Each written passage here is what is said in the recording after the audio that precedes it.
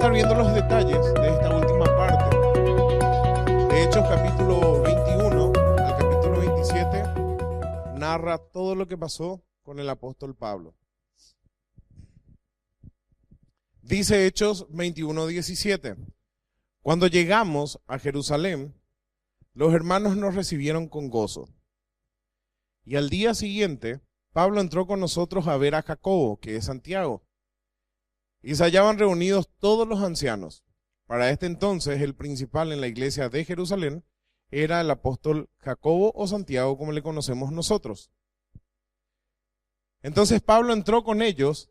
Fíjense cómo dice el historiador, cómo se narra en tercera persona. En este caso dice, entró con nosotros Pablo.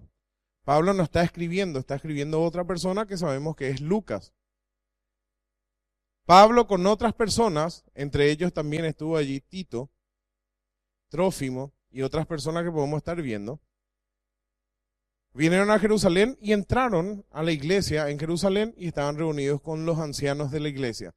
Volvemos a repetir, cuando se menciona la palabra ancianos acá, no se refiere a personas de mucha edad que tienen canas, que apenas se mueven. Entonces estaban reunidos todas aquellas personas que eran autoridades de la iglesia allá en Jerusalén y por supuesto en todo Judea, a los cuales, después de haberles saludado, les contó una por una las cosas que Dios había hecho entre los gentiles por su ministerio. ¿Cuándo fue la última vez que Pablo se reunió con ellos? Después del primer viaje misionero, exactamente. Muy bien, Julio. 10 para Julio. En el concilio de la iglesia de Jerusalén. ¿Y qué pasó allí? ¿Se acuerdan lo que pasó allí? Porque es importante para este relato. ¿Qué pasó en ese primer concilio de la iglesia de Jerusalén? ¿Cuál fue el problema realmente? Había problemas porque ahora empezaban a haber judíos y gentiles dentro de la iglesia. Empezó una congregación mixta y había muchos judíos que decían que si los gentiles no se circuncidaban y si no guardaban la ley de Moisés, no podían ser salvos. Y Pablo aclara que la salvación no es por obras, y menos por las obras de la ley, como está escrito en Santiago capítulo 2, versículo 10, que aquel que guardare toda la ley pero ofendiera en un punto es culpable de todo. Por tanto, nadie podrá ser declarado inocente delante de Dios por guardar la ley. Si hubiera algún ser humano que pueda guardar toda la ley, de balde vino Cristo. ¿Para qué iba a venir Cristo si nosotros podríamos guardar la ley y así ser salvos por la ley? Nadie. O sea, por el ministerio de la ley fue un ministerio de muerte, porque por mi carne yo era débil. Sin embargo, Cristo viene, cumple toda la ley y yo soy justificado, declarado inocente en virtud de aquella obra de Cristo. Y ese fue el problema que hubo. Y hicieron el primer concilio, redactaron una carta y Pablo repartió en su segundo viaje misionero, ¿se acuerdan? Fueron repartiendo por todos lados esa carta, que no se le inquieta a los gentiles que se convierten, sino solamente que se guarden de los sacrificados a los ídolos, de fornicación, de ahogados. Si guardan esas cosas, bien iban a ser, pero jamás se le impuso que tenían que guardar la ley de Moisés. La ley moral siempre está vigente. Nunca pasó la ley moral. No matarás, no codiciarás, ¿verdad? Toda esa parte sigue vigente. Todo lo que es la parte moral sigue vigente. La parte ceremonial ya no. Con respecto a las comidas, Pablo había dicho que en el Nuevo Testamento, y Dios también le mostró a Pedro, que ya no hay más distinción entre animales limpios y animales impuros. Ahora bien, Pablo llega a Jerusalén, le saluda a todos ellos, le cuenta una por una las cosas que hizo entre los gentiles. Esto es desde el del segundo viaje misionero y todo lo que fue el tercero, y fue mucho. O sea, no duró un ratito esta reunión. Cuando ellos, los ancianos, oyeron lo que Pablo hizo, glorificaron a Dios y le dijeron: ya ves, hermanos, cuántos millares de judíos hay que han creído y todos son celosos por la ley. Y acá se introduce el problema. Ellos estaban muy contentos con lo que Pablo hizo. Ellos le habían dado su diestra en señal de compañerismo y le habían enviado también a hacer su ministerio. Sin embargo, miles de judíos también se convirtieron en Jerusalén, en Judea, en Samaria y en toda esa zona. Además de los judíos que se habían convertido con Pablo en otras regiones, que estaban entre los gentiles. Ahora estamos en la fiesta del Pentecostés en Jerusalén. Judíos de todos los lugares estaban en Jerusalén. Entre los judíos que estaban allí, estaban todos los judíos que quisieron matarle a Pablo una y otra vez. Y acá se iban a encontrar. Desde antes de que termine su tercer viaje misionero, le habían advertido a Pablo, y Dios mismo le había dicho a él, que en Jerusalén le espera prisiones y le esperan momentos difíciles. Muchos teólogos afirman que Pablo estaba fuera de la voluntad de Dios porque fue igual. Ahora yo me cuestiono lo siguiente. Cuando nuestro Señor Jesucristo iba a morir, dice la Biblia que Él afirmó su rostro, determinó su corazón hacia una dirección. Dijo que determinó ir a Jerusalén. Y les dijo a sus discípulos que Él iba a ir a Jerusalén y tenía que padecer mucho de los fariseos y de los gentiles. Y que iba a morir y que iba a resucitar al tercer día. Y Cristo no por eso no fue a Jerusalén, al contrario, Él dijo, para eso yo vine para dar mi vida. En un momento dado Pedro le había dicho, Señor, en ninguna manera te acontezca esto. ¿Qué le había respondido Jesús? Apártate de mí, Satanás, porque me eres tropiezo, porque pones la mirada en las cosas de la tierra y no las cosas del cielo. Me estás estorbando para no hacer la voluntad de Dios. A Pablo también le dijeron por el camino antes de llegar a Jerusalén, Pablo, ¿no estás escuchando lo que dicen que vas a padecer? Y Pablo dijo, yo no estimo como preciosa mi vida con tal que acabe mi ministerio. Yo voy a ir a dar testimonio en Jerusalén y si es necesario dar mi vida, yo no tengo problema.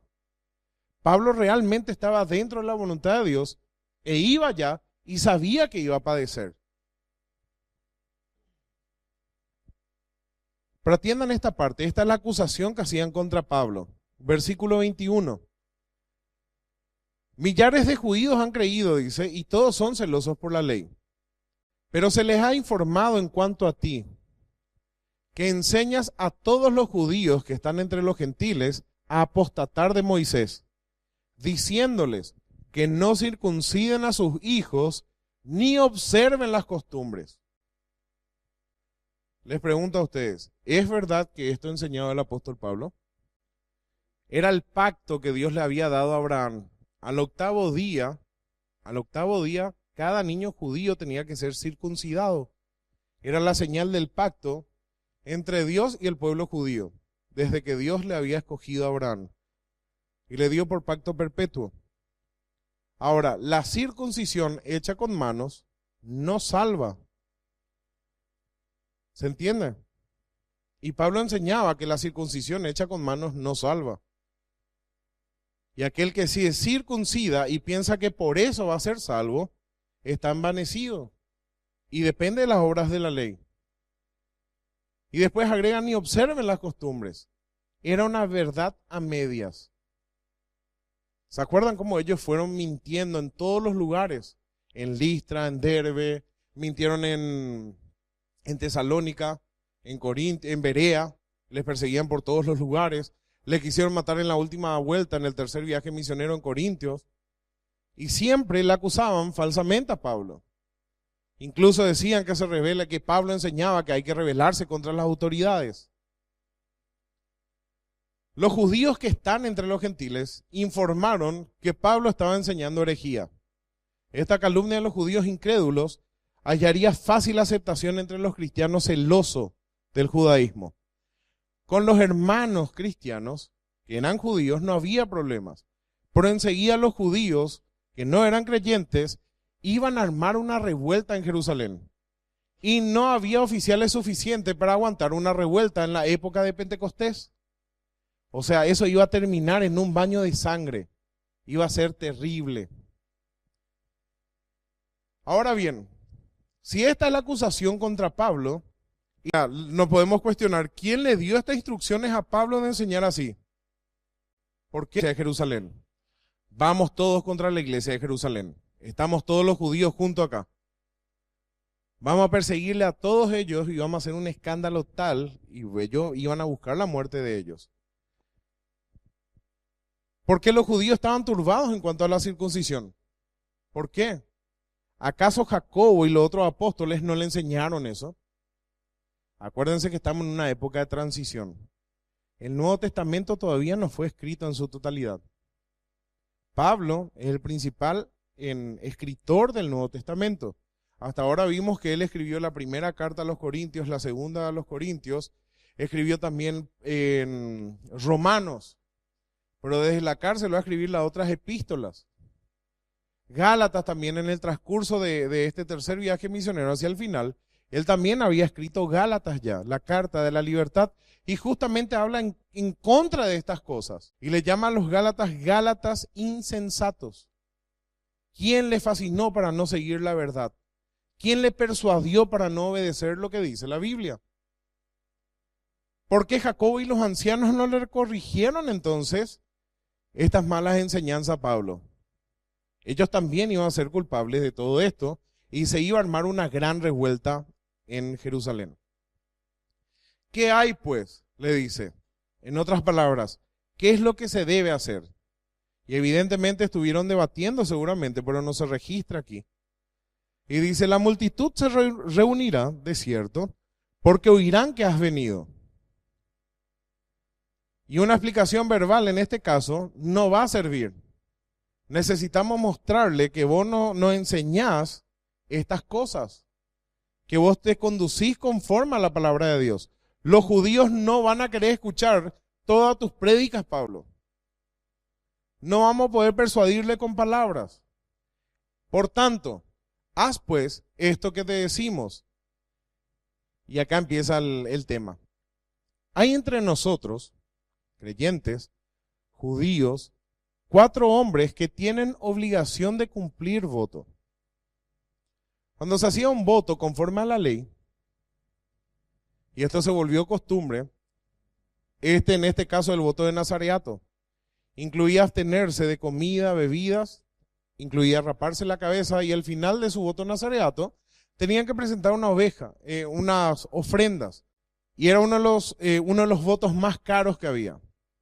Pero entre esos creyentes había 4 personas que estaban haciendo cumplir votos. Y ahí surge la pregunta, ¿por qué ellos siguen guardando ciertas cosas de la ley? Primer cuestionamiento. Y atiendan lo que le dice después. Sabemos que después de Cristo, el templo ya no tiene ningún valor. ¿Se acuerdan de eso? Tanto es así que Cristo predijo que el templo se iba a destruir, y el templo fue destruido en el año 70 después de Cristo. No quedará piedra sobre piedra, y así es. Solamente el muro de los lamentos queda al día de hoy, y ese templo se va a volver a reconstruir, y ahí no va a venir Cristo, va a venir el anticristo. Y le dice, tómalos contigo, purifícate con ellos. ¿Qué purificación, por ejemplo? Si ustedes conocen lo que es hoy día la purificación, hoy la purificación viene por la santificación en el Espíritu Santo y no por guardar ritos. Tómale contigo, purifícate con ellos y paga sus gastos para que se rasuren la cabeza, y todos comprenderán que no hay nada de lo que se les informó acerca de ti, sino que tú también andas ordenadamente, ¿qué agrega? Guardando la ley. Saben que todo esto nosotros podemos pasar muy rápido, y yo puedo leer de seguido y va a pasar desapercibido para ustedes. Pero ustedes tienen que preguntarle a la Biblia, ¿por qué pasa esto? Yo me tengo que enfocar cuál es mi contexto, en qué época se escribió, a quién fue dirigido. ¿Tengo todos los detalles acá en el libro de los Hechos o no? ¿Puedo hacer una doctrina de lo que dice aquí en el libro de Hechos? Y la respuesta es no. Porque necesito el resto de las escrituras, porque está la analogía de la fe. La escritura se interpreta a sí misma. El voto, como dijimos, sería el del nazareo por tiempo limitado.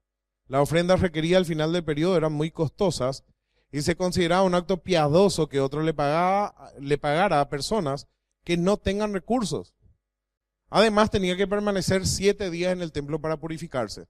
Para leer en sus casas, anoten Números 6, 3 al 20 está la ley de los votos, para no estar invirtiendo mucho tiempo en eso. Números 6, 3 al 20. Como dijimos entonces, acá tenemos un panorama complicado para la interpretación bíblica. Estos versículos complican el panorama. Muchos afirman, y muchas personas respetadas incluso, afirman que los apóstoles no estuvieron libres de culpa en todo lo que hicieron, y Pablo entre ellos al aceptar esto. Totalmente contrario a lo que él mismo predicó. Como dijimos, ya escribió 1 Corintios, ya escribió 2 Corintios, ya escribió la carta a los Gálatas y ya escribió Romanos. Si ustedes leen esas epístolas se van a dar cuenta que es totalmente contrario a lo que dice acá. Pero en cuanto a los gentiles, dicen, hay problemas con los judíos aquí en Jerusalén. Pero en cuanto a los gentiles que han creído, nosotros le hemos escrito, y se acuerdan de lo que pasó en Hechos 15, que no guarden nada de esto. Solamente que se abstengan de los sacrificados a los ídolos de sangre, de ahogado y de fornicación. Y vamos a algunas consideraciones y yo les voy a mostrar varios comentarios y varios comentaristas. ¿Se acuerdan que en una ocasión Pablo le pidió a Timoteo que se circuncide? Timoteo tenía mamá judía, pero su papá era griego. Y en una ocasión, así como dice, Pablo quería que Timoteo fuese con él y tomándole le circuncidó por causa de los judíos que había en aquellos lugares. Para que no haya problemas, y siendo que Timoteo era judío, y judío con mezcla de griego, le dijo, circuncídate, va a ser más fácil testificar, a causa de los judíos que son rebeldes. Pero en Gálatas capítulo 1, dice así, después de 14 años, subí otra vez a Jerusalén con Bernabé, llevando también conmigo a Tito, y está hablando de cuando se hizo el primer concilio. Pero subí según una revelación, y para no correr en vano, expuse en privado a los que tenían cierta reputación el evangelio que predico entre los gentiles. O sea, le comentó a todos los ancianos lo que él estaba haciendo. Y dice, mas ni aun Tito, que estaba conmigo allá en Jerusalén, con todo ser griego, a él no le obligaron a circuncidarse. Porque los Gálatas estaban diciendo que había que circuncidar, porque los judaizantes estaban allí. Como dijimos, fue en Hechos capítulo 15. Y si Tito se circuncidaba, ellos le iban a estar dando la razón a los falsos hermanos que decían, es necesario circuncidarlos y mandarles que guarden la ley de Moisés. Miren 1 Corintios 7, 18, cómo va desarrollando también el tema. Y esto fue antes que pase esto en Jerusalén. Fue llamado a alguno siendo circunciso. Quédese circunciso. Fue alguno llamado, siendo incircunciso. No se circuncide. La circuncisión nada es. Y la incircuncisión nada es, sino el guardar los mandamientos de Dios. O sea, si yo me circuncido o no, eso no me salva a mí. Lo que me salva a mí es la obra que hace el Espíritu Santo en mi vida. Cuando me da vida, yo puedo entender el mensaje de salvación, puedo creer a Cristo, entender esa posición y recibirle como mi único y suficiente Salvador. Ahí soy bautizado en el Espíritu Santo y soy salvo. Pero la circuncisión o todo lo que hagamos con el cuerpo y con ritos, nada nos sirve ni nada ayuda en la salvación. Cada uno en el estado que fue llamado, en él se quede. Los que porta 5.1 dice, estad pues firmes en la libertad con que Cristo nos hizo libres, y no estéis otra vez sujetos al yugo de esclavitud. He aquí yo, Pablo, os digo que si os circuncidáis, de nada os aprovechará Cristo. Y otra vez testifico a todo hombre que se circuncida, que está obligado a guardar toda la ley. De Cristo os desligasteis, dice Gálatas 5.4. Los que por la ley os justificáis. ¿Justificáis? ¿Qué significa? Dios no declarado inocente. Uno no va a ser declarado inocente por guardar la ley. Y dice, de la gracia habéis caído. Pero todo aquel que es nacido de Dios, persevera en los mandamientos de Dios, y porque ama a Dios, guarda la ley de Dios, no perfectamente, sino lo hace por gratitud. Porque en Cristo Jesús, ni la circuncisión vale algo, ni la incircuncisión, sino la fe que obra por el amor. Porque en Cristo Jesús, la circuncisión vale nada ni la incircuncisión, sino una nueva creación. Por tanto, no era necesario que los judíos cristianos practicaran, pero tampoco era pecado practicar. ¿Se entiende? Acá no estábamos hablando de un hecho de idolatría, no estamos hablando de un hecho de fornicación, estamos hablando de la circuncisión. Acuérdense que la iglesia recién estaba empezando y las conciencias de estas personas todavía no estaban transformadas del todo. Recién ellos estaban conociendo el camino. No es como ahora que todos ellos tenían una Biblia. Pedro estaba estudiando las epístolas de Pablo y decía que eran difíciles de entender. Estos judíos todavía eran débiles en la fe. Todavía no conocían todo. Y para ellos, el no hacer la circuncisión era una locura. Sin embargo, ellos ya fueron salvos. En el caso de los votos, era una costumbre de los judíos, pero no transgredía la doctrina de la justificación. Habrá sido difícil para los judíos cristianos abandonar inmediatamente la ley antigua. De hecho, que el libro de los Hechos nos muestra esto. Vemos que Pablo fue a algunas regiones y le dice, ¿fuisteis bautizados en el nombre de Jesús? ¿Recibieron el Espíritu Santo? Ni siquiera escuchamos que hay Espíritu Santo. ¿En qué se bautizaron entonces? ¿Se entiende? La iglesia se estaba formando, se estaba poniendo los fundamentos. Los nuevos conversos de Jerusalén perseveraban unánimes ¿en dónde? Y sabemos que hoy para el cristianismo el templo no es importante. Es bueno tener un lugar donde congregarnos, pero puede ser en una casa, puede ser en un patio, puede ser en una plaza. El templo hoy día no es nada, sino solamente para la comodidad y santidad nuestra. Pero ellos, unánimes, perseveraban, en el templo oraban. Todavía no estaba elaborada toda la doctrina del Nuevo Testamento. Pedro y Juan subían juntos a la hora novena de la oración, dice Hechos 3:1. ¿Con qué propósito? Igual que todos los judíos, para orar. La pregunta final, ¿alguien debe guardar toda la ley? Y Santiago nos dice que aparte de ser, es imposible. No. Nadie puede decir que guarda toda la ley. Por tanto, la justificación por obras es una locura. Miren lo que dice el Seminario Teológico de Reina Valera con respecto a esto. Les leo. Los ancianos se alegraron al oír las noticias que trajo Pablo, pero ellos tenían su propio problema. Muchos de los creyentes de Jerusalén eran judíos y muchos de ellos todavía eran muy celosos por guardar la ley de Moisés. Había enemigos que habían hecho correr la mentira de que Pablo estaba enseñando a los judíos que vivían en países gentiles a no obedecer la ley. El temor de los ancianos era que los judíos se levantasen, y efectivamente eso pasó al enterarse que Pablo estaba en Jerusalén. Los ancianos tuvieron un plan, que creyeron que podían convencer a los judíos que todos los cuentos que habían oído acerca de Pablo no eran ciertos. Pidieron que Pablo patrocinara, como leímos, como una especie de padrino a 4 hombres que habían hecho votos nazarenos por un tiempo determinado. Ya faltaba poco para que terminara el voto, y los hombres necesitaban a alguien que pague por ese sacrificio. Desde muchos puntos de vista, tal proceder le debió parecer tonto a Pablo. Así afirman los del Seminario Reina Valera. Él creía firmemente que el sacrificio de Cristo había puesto fin al sistema de sacrificios y de votos del Antiguo Testamento. Él estaba decidido a que los gentiles nunca estuviesen sujetos a observanzas judaicas. Si no hubiese, que haya habido alguna duda en mente en cuanto a su consentimiento, que iba a acarrear la posibilidad de que los gentiles se vieran sujetos a la ley de Moisés. Pablo nunca hubiera accedido a ese plan si ponía en riesgo su ministerio ante los gentiles, si de alguna manera estaba contradiciendo. Pero los ancianos asentaron con toda claridad que no era el caso. Esto era una cosa entre judíos y era un problema nacional.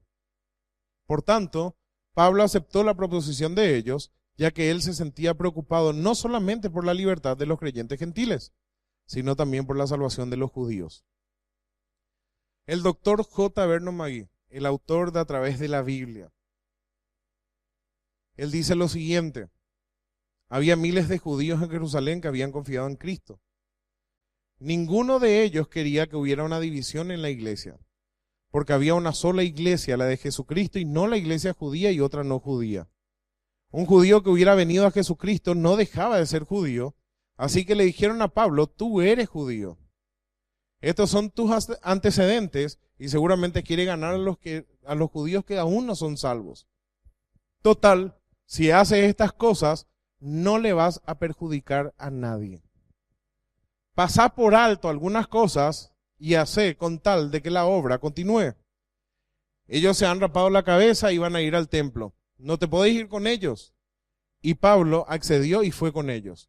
No hizo un voto porque estaba obligado a hacerlo. Lo hizo porque quería ganar a aquella gente. Esta es la explicación que da el doctor J. Vernon McGee. 1 Corintios 9:18 dice, ¿cuál pues es mi galardón? Que predicando el evangelio presentase gratuitamente el evangelio de Cristo para no abusar de mi derecho en el evangelio. Atiendan, por lo cual, siendo libre de todos, me he hecho siervo de todos para ganar a mayor número.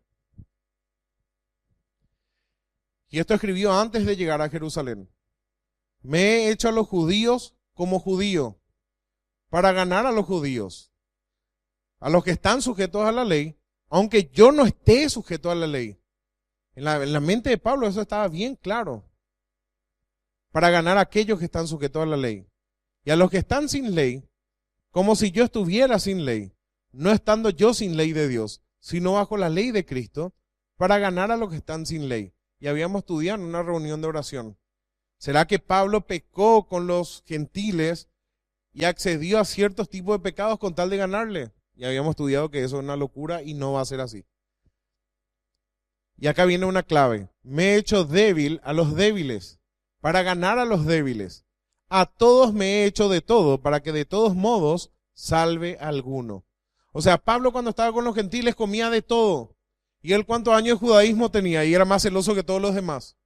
Y él participaba de todas las comidas. No tenía problema. Y esto hago por causa del evangelio, para hacerme copartícipe de él.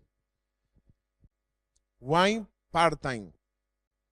Los que habían vivido bajo la ley de Moisés y por causa de conciencia, se abstenían aún de ciertos alimentos y guardaban ciertos días. Es decir, seguían practicando esas leyes. No pecaban y debían ser recibidos como hermanos fieles, aunque ya no había alimento inmundo. Acuérdense que era el comienzo de la iglesia. Hoy en día no va a haber ese problema. Romanos 14:1 dice, recibid al débil en la fe, y no para contender sobre opiniones.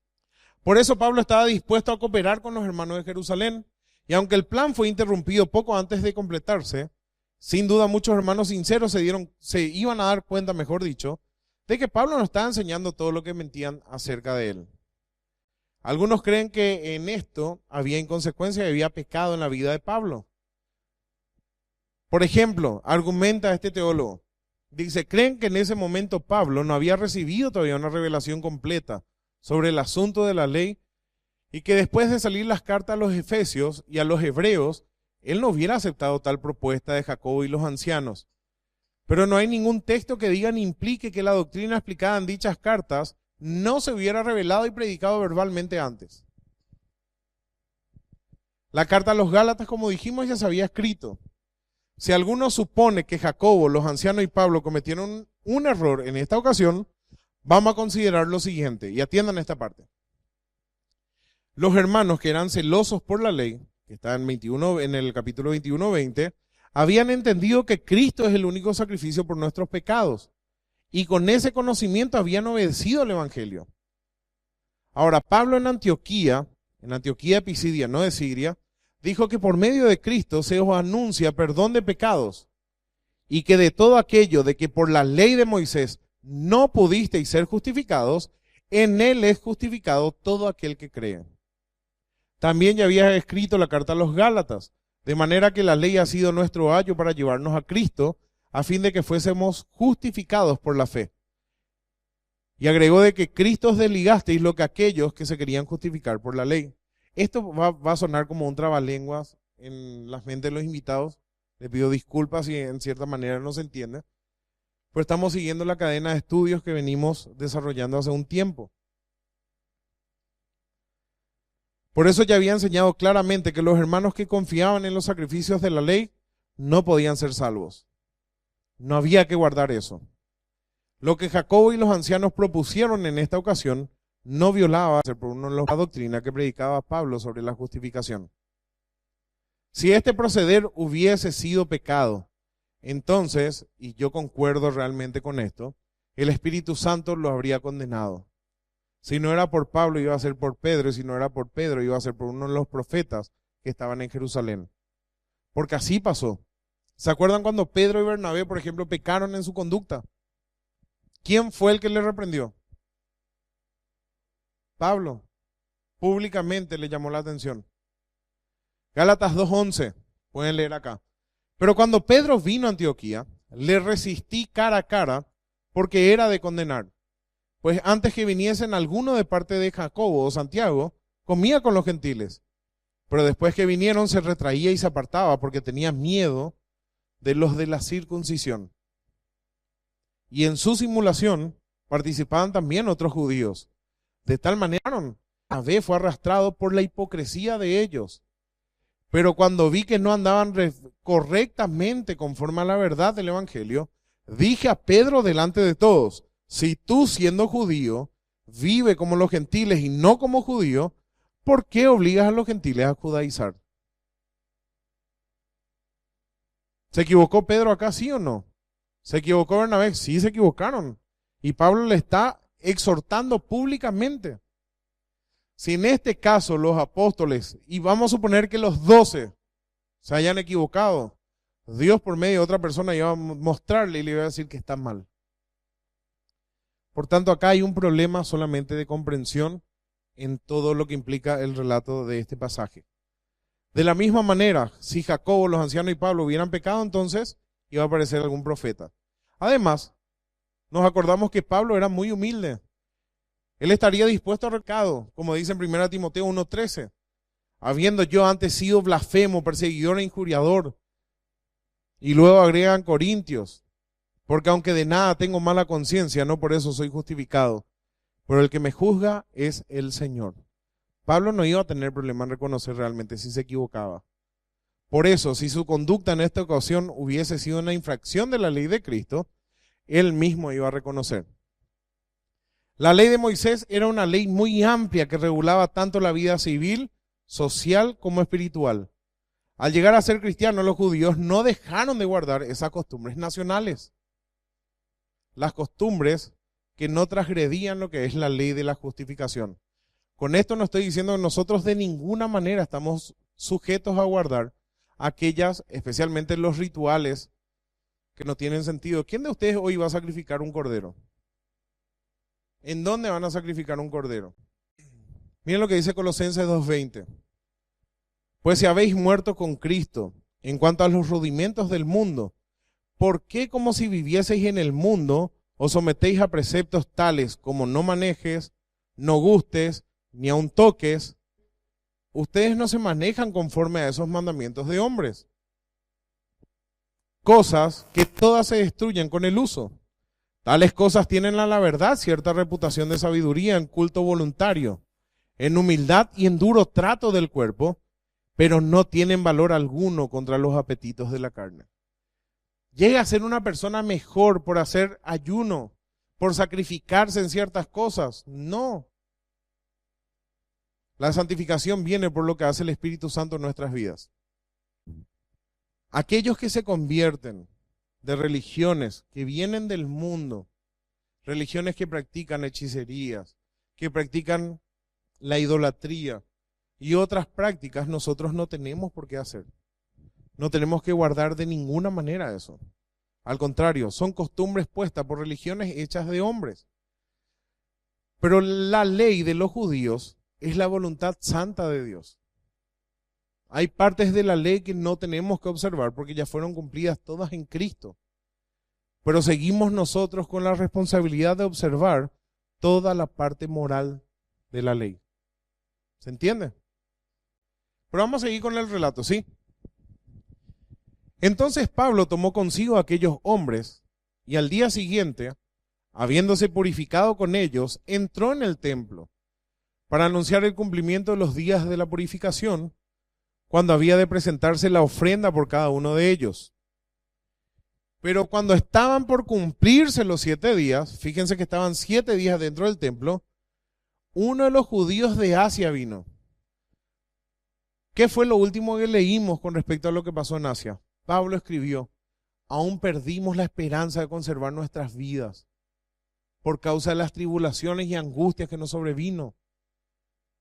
Pensábamos que todos íbamos a morir por causa de los judaizantes, de los judíos, incluso de los paganos. Pensamos que estamos a punto de morir, pero Dios nos libró de todo eso. Y lógicamente, ¿no van a estar acá esos judíos? Claro que van a estar. Si son hipercelosos de la ley de Moisés. Van a venir para el Pentecostés. Entonces, uno de ellos dice que vino de Asia, uno de los que intentó matarle en aquella ocasión seguramente. Al verle en el templo, alborotaron a toda la ciudad y le echaron mano, dando voces: varones israelitas, ayudad, este es el hombre que por todas partes enseña a todos contra el pueblo la ley y este lugar. Y además de esto, ha metido a griegos en el templo y ha profanado este santo lugar. Porque el versículo siguiente afirma que le habían visto a Trófimo en la ciudad, porque antes habían con él visto a Trófimo de Éfeso, a quien pensaba que Pablo había metido en el templo. Ustedes sabían que estaba prohibido para los gentiles entrar en el templo. Había un patio aparte donde podían estar, pero si entraban allí, dice que había un letrero que decía en latín y en griego que si entraba un gentil ahí le iban a matar. Esa era la advertencia. Imagínate la religión a qué punto llegó. Ellos le tenían que atraer a Dios a esas personas, sin embargo les ahuyentaban. Los ancianos creyeron entonces que Pablo iba a evitar todos estos problemas, sin embargo no fue así. Pasaron los 7 días y al 7º día se alborotó toda la ciudad. Y créanme que estamos hablando de miles y miles de personas gritando. Y le agarraron, dice Pablo. Bien, Pablo en todos sus viajes, en el segundo y en el tercero, él fue juntando ofrenda para los pobres en Jerusalén. Era una iglesia muy pobre a causa de las persecuciones. Muchos de ellos no tenían ni para comer siquiera. Y Pablo le escribe a los romanos cuando él estaba en Corintios. ¿Se acuerdan que no pudo irse en barco para regresar a Macedonia? Tuvo que irse por tierra porque había un complot para matarle. Y él ahí le escribe a ellos y le dice: oren por mí, porque yo me voy a Jerusalén. Oren por mí para ser librado de los rebeldes. Cuando Pablo se convirtió, ¿se acuerdan cómo tuvo que hacer? Le descargaban por el muro y tuvo que ir de la ciudad. Huyó porque le querían matar desde el comienzo. Las acusaciones contra él entonces: era desleal contra el propio pueblo, proclamaba que no se debía guardar la ley de Moisés, predicaba que los cristianos no tenían que observar la fiesta en Jerusalén y las ceremonias en el templo. Y la peor de todas ellas, había traído griegos al templo y profanado el santo lugar. Nadie se puso a comprobar si era verdad o no. Directamente la acusaron y todo el pueblo empezó a gritar. Así eran los judíos. Así que toda la ciudad se conmovió, se agolpó el pueblo y apoderándose, la arrastraron fuera del templo. ¿Ustedes saben por qué? Dentro del templo no se le podía dar muerte a nadie. Y procurando ellos matarle, se le avisó al tribuno o al jefe de la compañía que toda la ciudad de Jerusalén estaba alborotada. Este, tomando luego soldados y centuriones, corrió a ellos.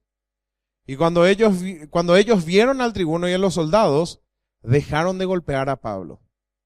Si estos no llegaban, Pablo moría acá. Pero Pablo no murió porque llegó el tribuno. El tribuno llegó porque Dios no quería que Pablo muera todavía. ¿Era la voluntad de Dios que le esté pasando esto a Pablo? Sí era. Y nosotros muchas veces no comprendemos los sufrimientos nuestros en nuestras vidas. Generalmente es por causa de nuestros pecados. Pecamos contra Dios, ignoramos lo que dice su palabra, hacemos lo que queremos y luego lloramos.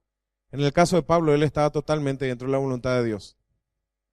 Entonces, llegando el tribuno, le prendió y le mandó atar con 2 cadenas y preguntó quién era y qué había hecho. Pero entre la multitud, unos gritaban una cosa y otros otra. Y como nadie podía entender nada de cierto a causa del alboroto, le mandó que le llevasen a la fortaleza. Imagínense el disturbio que había. Y Roma le iba a acusar de sedición y eso era un problema para los gobernadores romanos que estén ahí en la provincia. Esto no podía llegar a oídos del César, porque le iba a quitar autoridad y iban a correr algunas cabezas de allí. Al llegar a las gradas, aconteció que era llevado en peso por los soldados a causa de la violencia de la multitud. Seguían pegándole incluso, porque la muchedumbre del pueblo venía detrás gritando, ¡muera! ¿Querés estar en esa situación? Cuando comenzaron a meter a Pablo en la fortaleza, dijo al tribuno, ¿se me permite decirte algo? Y se sorprende el tribuno y le dice, ¿sabés griego?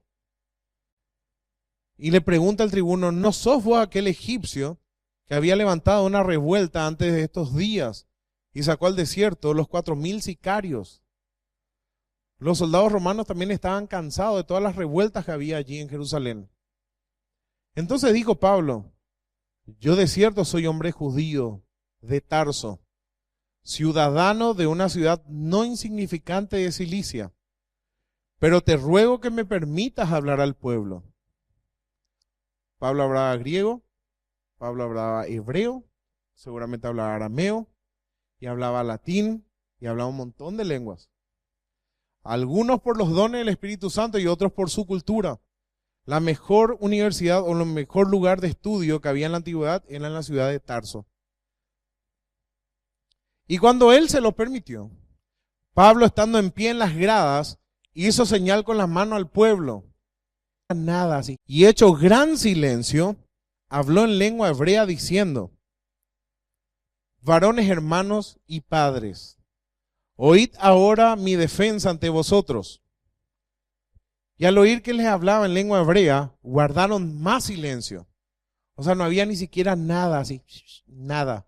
Y les dijo, yo de cierto soy judío, nacido en Tarso de Cilicia, pero criado en esta ciudad, instruido a los pies de Gamaliel.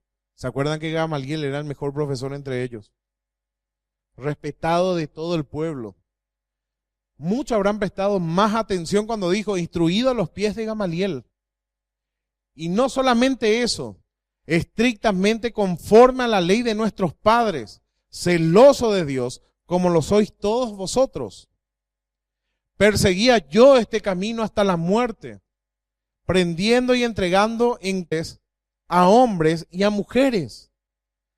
Como el sumo sacerdote también me es testigo.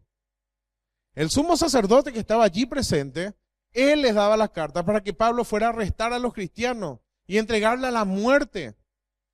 Como el sumo sacerdote también me es testigo, y todos los ancianos que están, de quienes también recibí cartas para los hermanos, y fui a Damasco para traer presos a Jerusalén a los que estuviesen allí, para que fuesen castigados. Pablo le estaba amando a ellos. Lo que ellos estaban haciendo con Pablo, Pablo lo hacía antes.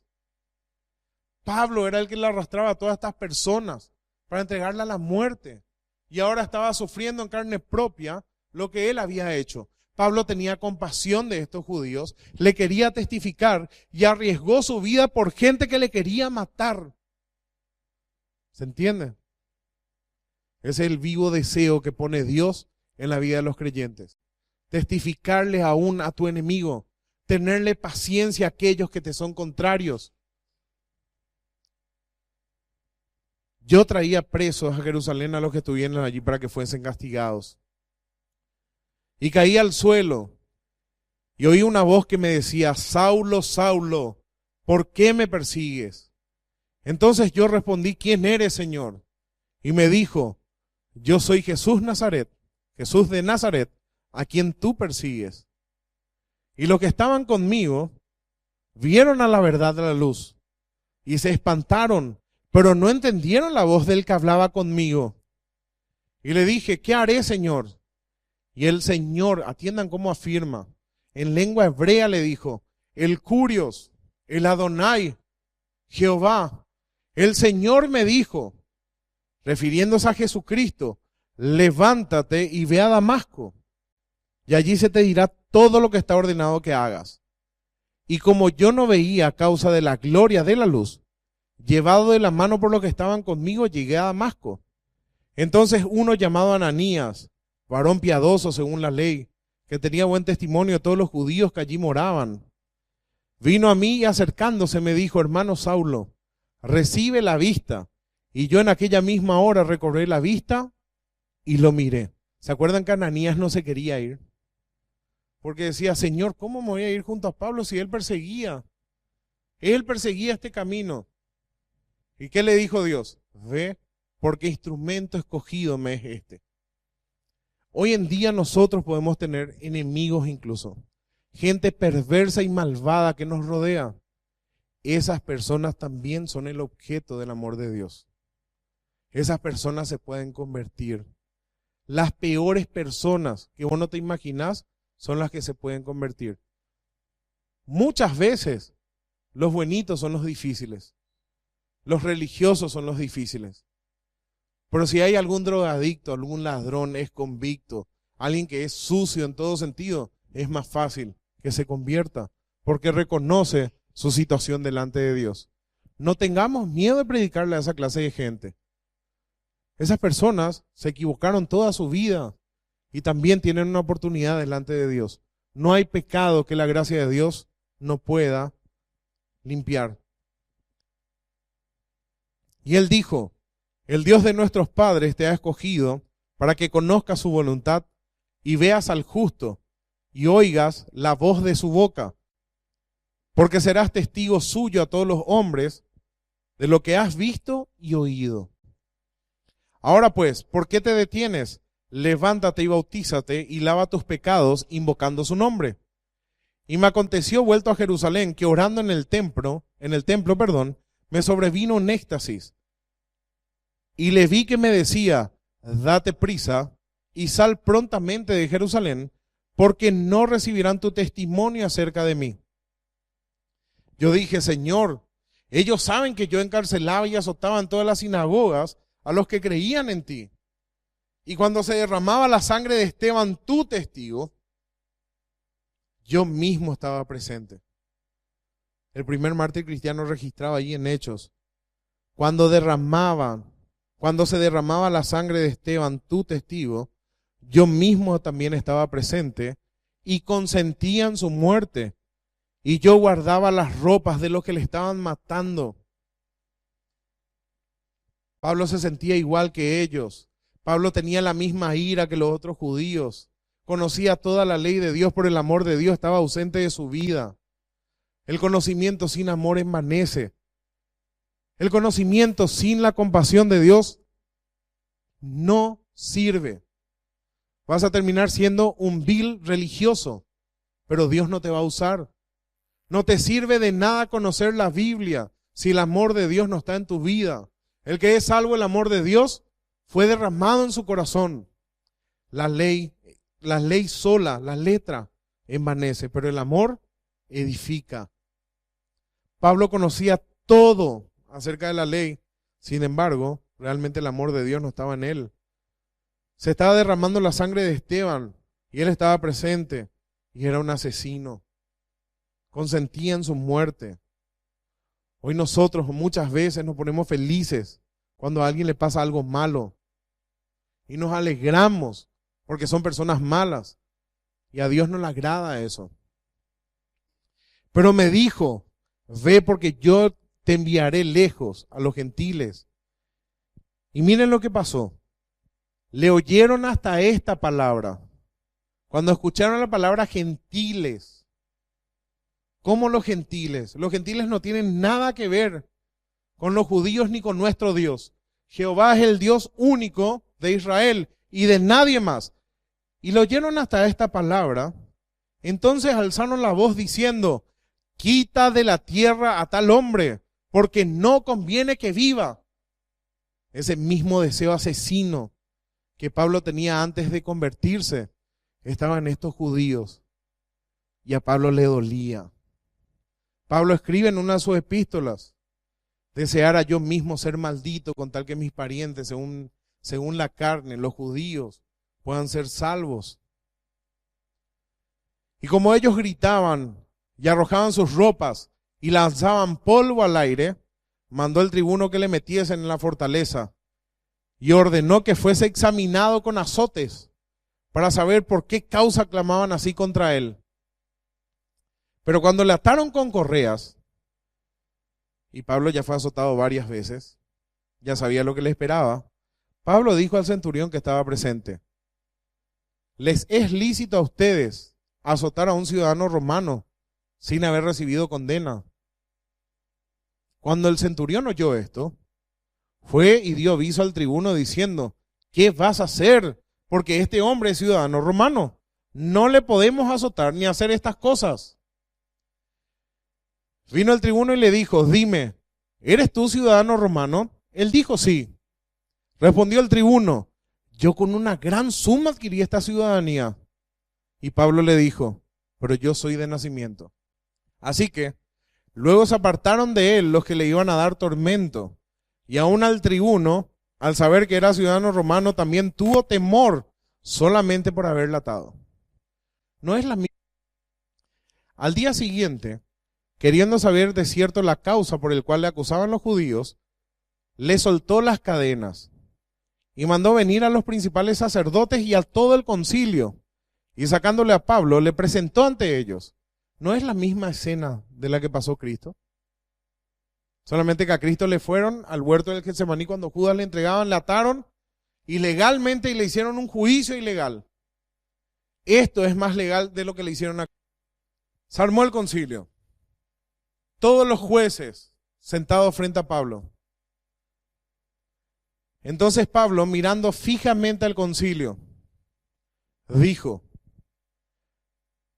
varones hermanos, yo con toda buena conciencia he vivido delante de Dios hasta el día de hoy. Qué formidable.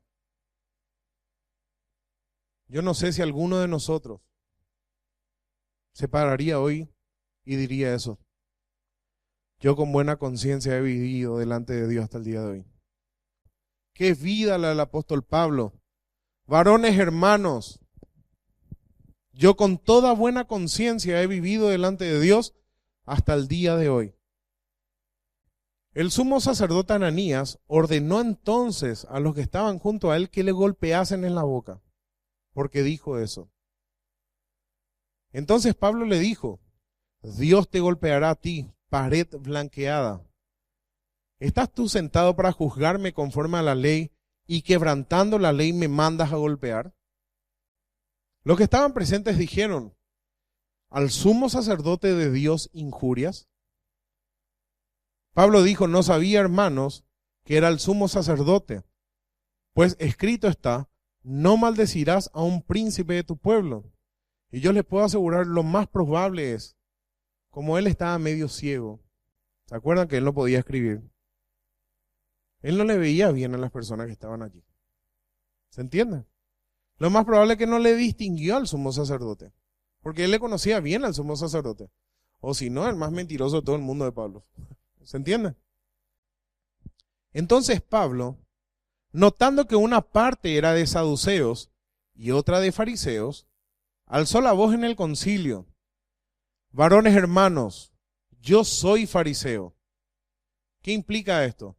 Los fariseos eran la parte más estricta o la escuela más estricta en cuanto a pensamientos de la ley. Acerca de la esperanza y de la resurrección de los muertos se me juzga hoy. Porque estaban diciendo, porque ¿qué predicaba Pablo? Que Cristo resucitó y vive. Por esta causa me juzgan. Cuando dijo esto, se produjo disensión entre los fariseos y los saduceos, y la asamblea se dividió. Hoy nos llega a nosotros un refrán: divide y vencerás. Pero cuando dijo él, hizo una estrategia espectacular. Dividió a la asamblea en dos. Porque los saduceos decían que no existe la resurrección, ni ángel ni espíritu. Pero los fariseos sí afirman estas cosas. Y él, sabiendo eso, fue astuto y dijo, y hubo un gran vocerío. Ahora el problema ya no es más Pablo, era entre Cerro y Olimpia. ¿Se entiende? Entre fariseos y saduceos. Se iban a matar entre ellos. Así eran los judíos.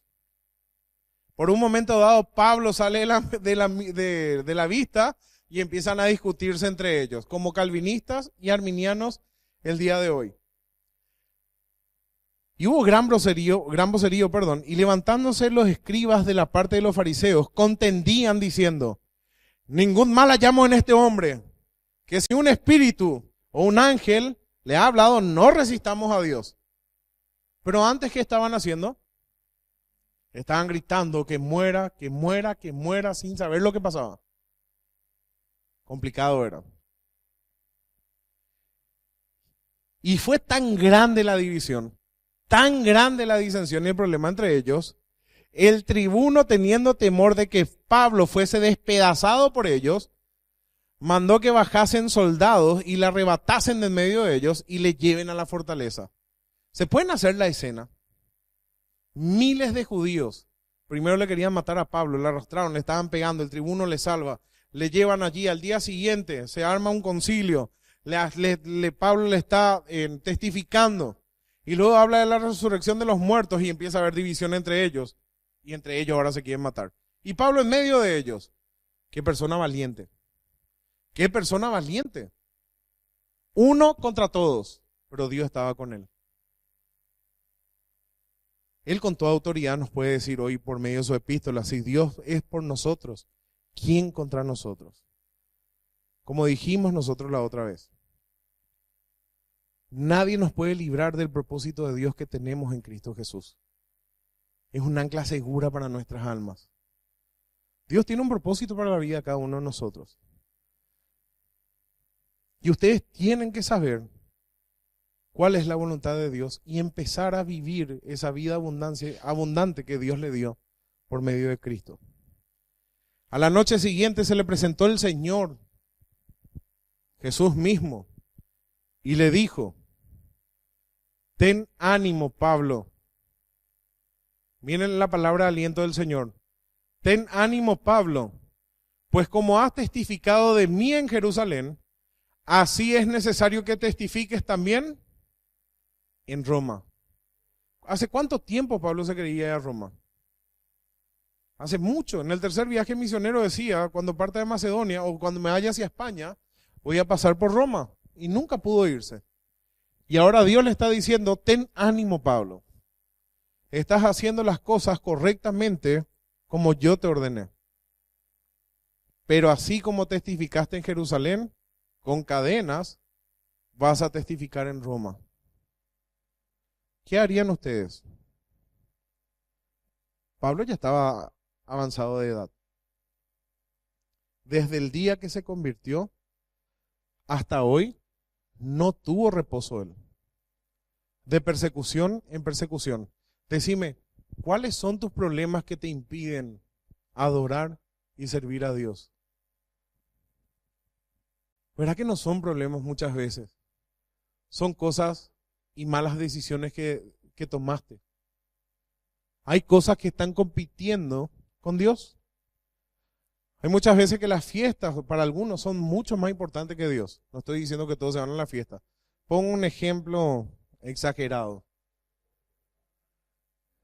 Para algunos jugar fútbol, jugar básquet o hacer cualquier otro tipo de deporte es un impedimento para adorar a Dios.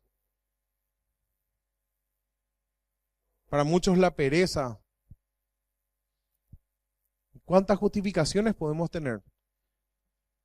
Pablo no descansó hasta el día de hoy. Y Dios se le aparece y le dijo, ten ánimo, vas a ir a Roma. Venido el día, algunos de los judíos tramaron un complot y se juramentaron bajo maldición diciendo que no comerían ni beberían hasta que hubiesen dado muerte a Pablo. Y estos se murieron de hambre. ¿Por qué no le dieron muerte a Pablo? Porque Dios tenía otros planes para Pablo. Eran más de 40 los que habían hecho esta conjuración. ¿Se dan cuenta que eran homicidas? los cuales fueron a los principales sacerdotes y a los ancianos y dijeron: nosotros nos hemos juramentado bajo maldición a no gustar nada hasta que hayamos dado muerte a Pablo. Judíos, sacerdotes, representantes de Dios en la tierra, están de acuerdo en asesinar a estas personas. Ahora pues vosotros con el concilio, miren lo que le piden: requerid al tribuno que le traiga mañana ante vosotros, como que queréis indagar alguna cosa más cierta acerca de él, y nosotros estaremos listos para matarles antes que llegue. Mas el hijo de la hermana de Pablo, oyendo hablar de la celada, fue y entró en la fortaleza y dio aviso a Pablo. Pablo, llamando a uno de los centuriones, dijo: lleva a este joven ante el tribuno, porque tiene cierto aviso que darle. Él entonces, tomándole, le llevó al tribuno y dijo: el preso Pablo me llamó y me rogó que trajese ante ti a este joven que tiene algo que hablarte. Y tardo. El hijo de la hermana de Pablo escuchó el complot. ¿Casualidad? Así tampoco nosotros tenemos que preocuparnos. Si maquinan cosas malas en contra de nosotros, sí o sí nos vamos a enterar. Dios va a hacer que eso salga a la luz. Y tarde o temprano, esos perversos van a ser atormentados por el Señor. El tribuno, tomándole de la mano y retirándose aparte, le preguntó: ¿qué es lo que tienes que decirme? Él le dijo: los judíos han convenido en rogarte que mañana lleves a Pablo ante el concilio, como que van a inquirir alguna cosa más cierta de él. Pero tú no les creas, porque más de 40 hombres de ellos le acechan, los cuales se han juramentado bajo maldición a no comer ni beber hasta que le hayan dado muerte a Pablo. Y ahora están listos esperando tu promesa. Entonces el tribuno despidió al joven, mandándole que a nadie dijese esas cosas que avisó. Y llamando a 2 centuriones, mandó que preparasen a la hora tercera de la noche, 200 soldados, 70 jinetes y 200 lanceros que Dios preparó para que le defiendan a Pablo. ¿No eran los romanos realmente enemigos de Pablo y de los judíos? ¿No le utilizó Dios a esas personas y 200 para defenderle a su siervo? ¿Cómo Dios hace las cosas? ¿Verdad que sí? No te sorprendan muchas veces las cosas que Dios puede hacer. Dios mandó a hacer eso. 200 soldados a disposición de Pablo, 70 jinetes y 200 lanceros para proteger la vida del apóstol. ¿Por qué iban a proteger su vida? Porque Dios determinó que Pablo tiene que ir a testificar a Roma. Pero Cristo murió solo en la cruz. Y Cristo dijo: si yo quiero y si yo pido, mi Padre puede mandar una legión de ángeles, un solo ángel. En uno de los capítulos del Antiguo Testamento mató miles de soldados de una.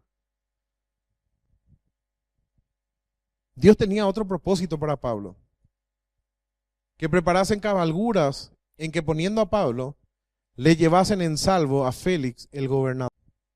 Y escribió una carta en estos términos: Claudio Lisias, al excelentísimo gobernador Félix, salud. Esto es historia romana. Esto es historia. No es fantasía. No es una novela de Paulo Coelho. No son nada de esas fábulas que no te sirven para nada. Claudio Lisias, el excelentísimo gobernador Félix, salud. A este hombre, aprehendido por los judíos y que iban ellos a matar, lo libré yo acudiendo con la tropa, habiendo sabido que era ciudadano romano. Y queriendo saber la causa por la cual le acusaban, le llevé al concilio de ellos.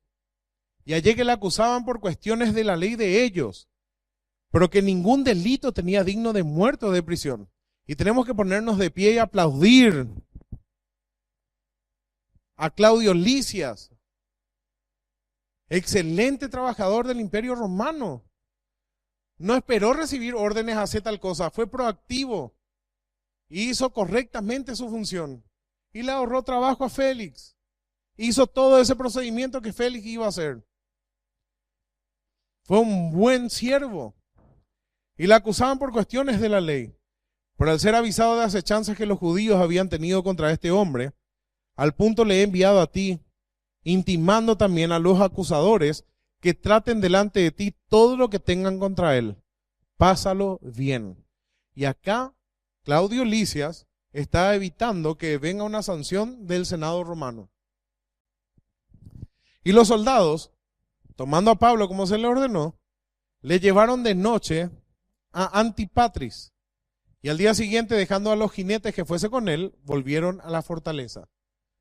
Cuando aquellos llegaron a Cesarea y dieron la carta al gobernador, presentaron también a Pablo delante de él. Y el gobernador, leída la carta, preguntó de qué provincia era, y habiendo entendido que era de Cilicia, le dijo: te oiré cuando vengan tus acusadores. Y mandó que le custodiasen en el pretorio de Herodes. 5 días después, pobre Pablo, todo este trajín, ¿verdad? Habrá dormido poco. Estaría muy cansado. Estaría agobiado. 5 días después descendió el sumo sacerdote Ananías con algunos de los ancianos y un cierto orador llamado Tértulo. Muchas cosas, y comparecieron ante el gobernador contra Pablo. Y atiendan cómo habla esto. Y cuando este fue llamado Tértulo, comenzó a acusarle diciendo, atiendan, lisonjero, como debido a ti gozamos de gran paz, y muchas cosas son bien gobernadas en el pueblo por tu prudencia, oh excelentísimo Félix, lo recibimos en todo tiempo y en todo lugar con toda gratitud. Pero para no molestarte más largamente, te ruego que nos oigas brevemente conforme a tu experiencia. Porque hemos hallado que este hombre es una plaga. Así le llamaban. Este hombre es una plaga, promotor de sediciones entre todos los judíos por todo el mundo y cabecilla de la secta de los nazarenos. Intentó también profanar el templo y prendiéndole, quisimos juzgarle conforme a nuestra ley. Pero interviniendo el tribuno Lisias, le está acusando ahora a Lisias, con gran violencia le quitó de nuestras manos, mandando a sus acusadores que viniesen a ti. Tú mismo, pues, al juzgarle, podrás informarte de todas estas cosas que le acusamos, que son ciertas. Los judíos también confirmaban. Habiéndole hecho señal el gobernador a Pablo para que hablase, este respondió: porque sé de que desde hace muchos años eres juez de esta nación, con buen ánimo haré mi defensa. Fíjense como dice Pablo sencillamente: como yo sé que hace muchos años gobiernas esta nación y estás como juez, con buen ánimo voy a hacer mi defensa. Como tú puedes cerciorarte, no hace más de 12 días que subí a adorar a Jerusalén. Todo esto que ocurrió en un lapso de 12 días. Y no me hallaron disputando con ninguno, ni amotinando a la multitud, ni en el templo, ni en las sinagogas, ni en la ciudad. Ni te pueden probar las cosas que ahora me acusan. Por esto te confieso que según el camino que ellos llaman herejía, así sirvo al Dios de mis padres, creyendo todas las cosas que en la ley y en los profetas están escritas. Pablo le está testificando. ¿Se dan cuenta que no hay que perder oportunidad? Las mayores oportunidades vienen en tiempos difíciles. Teniendo esperanza en Dios, la cual ellos también abrigan, de que ha de haber resurrección de los muertos, así de justos como de injustos. ¿Qué le está diciendo con esto? La resurrección de justos es para vida eterna, y de injustos como vos y lo que me están acusando es el tormento eterno. Y por esto procuro tener siempre una conciencia sin ofensa ante Dios y ante los hombres. Qué forma elegante de presentar defensa del Evangelio. Pero pasado algunos años, vine a hacer limosnas a mi nación y presentar ofrendas. ¿Qué esto implica para una nación hoy día? Remesas. Dinero de un lugar de afuera viene y hay más circulación de efectivo entre nosotros y eso a nosotros no conviene. Entonces Pablo no solamente vino no amotinando, sino trajo beneficios a todo el lugar. Estaban ellos en esas cosas y haciendo estas cosas buenas cuando unos judíos de Asia me hallaron purificado en el templo. no con multitud ni con alboroto. Ellos debieran comparecer ante ti y acusarme si tienen algo contra mí. O digan estos mismos si hallaron en mí alguna cosa mal hecha, cuando comparecí ante el concilio, a no ser que estando entre ellos prorrumpí en alta voz acerca de la resurrección de los muertos, soy juzgado. Entonces Félix, oído estas cosas, estando bien informado de este camino, sabía perfectamente lo que era el... ¿Por qué dice este camino? ¿De qué habla cuando habla de este camino? De los cristianos. Antes se le llamaba los del camino, o los de ese camino, en forma de burla. Creen en un carpintero criminal que fue crucificado y resucitó. Era una burla. Entonces Félix, oído estas cosas, estando bien informado de este camino, les aplazó diciendo: cuando descendiera el tribuno Lisias, acabaré de conocer vuestro asunto. Ahora ya le he escuchado a ustedes, por favor. Y mandó al centurión que se custodiase a Pablo, pero que se le concediese alguna libertad y que no se le impida a nadie venir a él. Entre ellos, ¿quién se fue? Lucas, o si no, ¿cómo íbamos a tener esto? Lucas estaba en todo lugar. Y algunos días después, viniendo Félix con Drusila, su mujer, que era judía, llamó a Pablo y le oyó acerca de la fe de Jesucristo. Qué interesante. Jesucristo dijo: es necesario que ustedes estén enfrente a reyes, a gobernadores, y cuando llegue aquella hora, no se preocupen lo que van a decir. Yo les voy a dar palabra. Félix le llamó porque su mujer era judía. Pero al disertar Pablo acerca de la justicia, del dominio propio y del juicio venidero, Félix se espantó y dijo: ahora vete, pero cuando tenga oportunidad te voy a llamar. Félix estaba creyendo al mensaje del evangelio y tuvo conciencia en cierta manera de pecado porque se espantó.